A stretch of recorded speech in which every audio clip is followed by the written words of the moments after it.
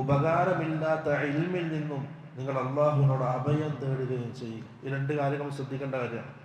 പഠിച്ചാൽ അതനുസരിച്ച് അമൽ ചെയ്യണം. ഇങ്ങനെ പഠിച്ചു വെച്ച് കുറേ മനസ്സിലാക്കി പക്ഷെ അതൊന്നും ജീവിതത്തിലില്ലെങ്കിൽ പ്രയോജനമില്ല, ആ ഇൽമ് ഉപകാരപ്പെടില്ല. പഠിച്ചതനുസരിച്ച് അമൽ ചെയ്യുമ്പോഴാണ് നമ്മുടെ ഇൽമ് നമുക്ക് ഉപകാരപ്പെടുന്നത്. അതുകൊണ്ട് ഇൽമിൻ്റെ സദസ്സ് നഷ്ടപ്പെടുത്തിക്കൂടാ.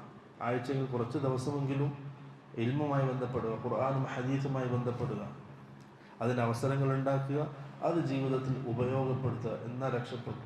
അവസരങ്ങൾ ഉണ്ടായിട്ട് അത് ഉപയോഗപ്പെടുത്താൻ കഴിയുന്നില്ലെങ്കിൽ മനസ്സിലാക്കിക്കൊള്ളുക, അതിൻ്റെ തൗഫീഖ് അള്ളാഹു നമ്മളിൽ നിന്നും എടുത്തു കളഞ്ഞിട്ടുണ്ട് എന്ന് മനസ്സിലാക്കുക.